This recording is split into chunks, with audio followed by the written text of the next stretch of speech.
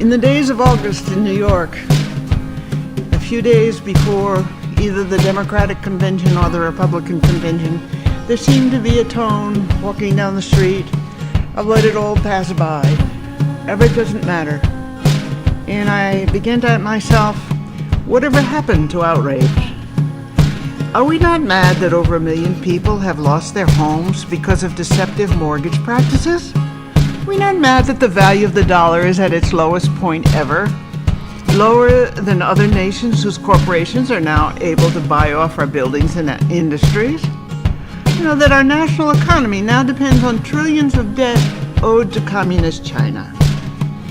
Are we really not upset that over 4,000 young men have lost their lives and thousands more returned home crippled for life, leaving behind them others crippled?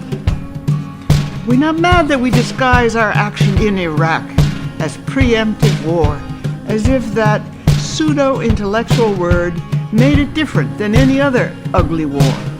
Preemptive only means we get to attack any sovereign nation we feel like. Why do we hide? War is really war. We're not mad that we continue to support Iraq while Iraq brings in billions of dollars in oil revenue.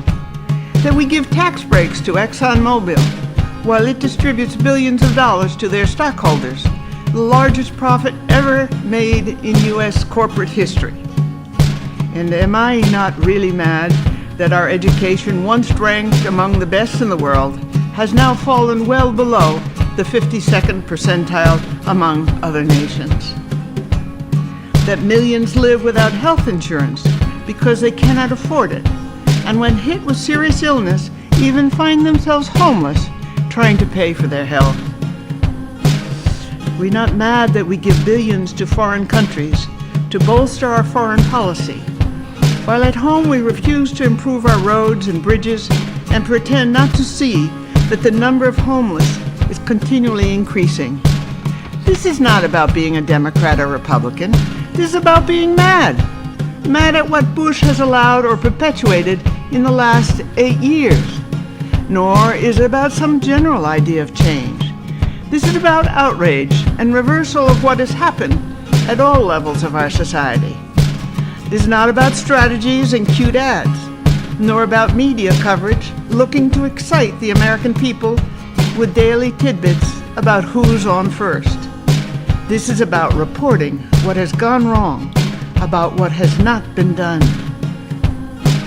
And to any of my friends who think that anger or outrage is negative, let me explain that it's only in being willing to feel our anger deeply that there in our gut we'll be able to detect what we are really wanting.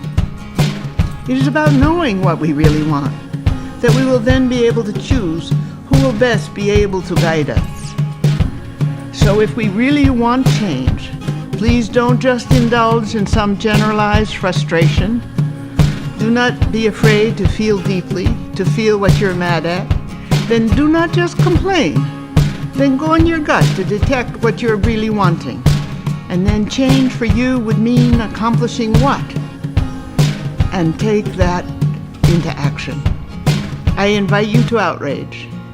With faith in our future, Elaine de Beauport.